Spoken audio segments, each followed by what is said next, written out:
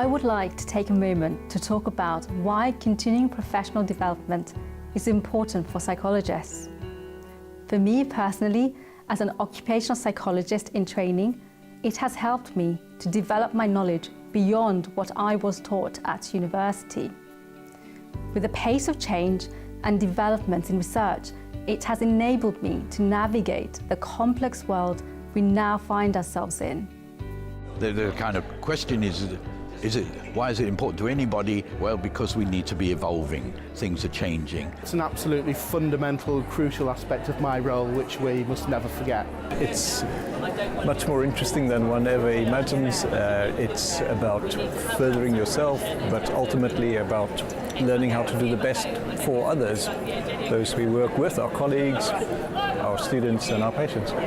It's always being open to what's around you and just taking every opportunity you can, I think. We are always developing new ways of understanding psychological health. We're always developing new ways of attempting to help people. It's something that you should own yourself, and you make the choices to the areas of work in which you want to take, and your continued professional development should reflect that. These are all reasons why we should prioritise our professional development. It is both a professional and personal responsibility for psychologists. So it's going above and beyond minimum requirements and benefiting the profession as a whole by being the best we can be for our service users.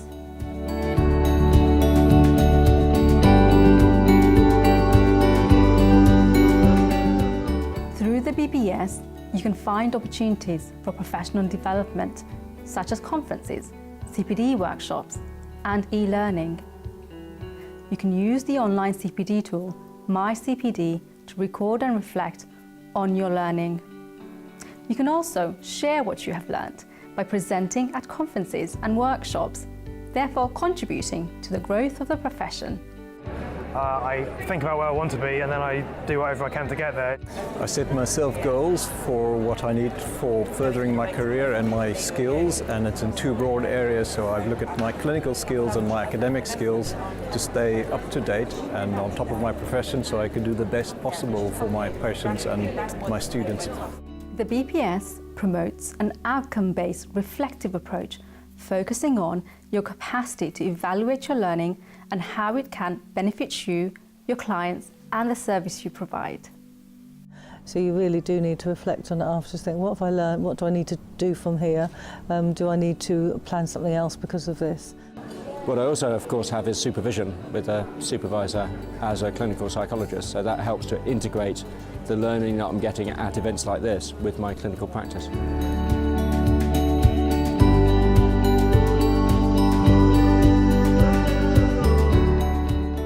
What counts as CPD? Any learning activity you put into practice, which you then reflect on and evaluate, counts as professional development. The key thing to remember is that it's not about collecting points or hours. So whether it's work-based or self-directed learning, it all counts. So I attend events that will enable me to gain more understanding, gain more of an insight, to ensure that my skills are up to date and to enable me to actually offer interventions with patients. All the time I am having interesting conversations which develop new knowledge. The world of work has changed.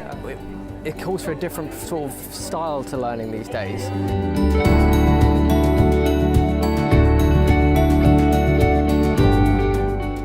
Professional development is an ongoing journey that's personal to each of us. I love learning new things. It helps me to grow and it keeps me on top of my game.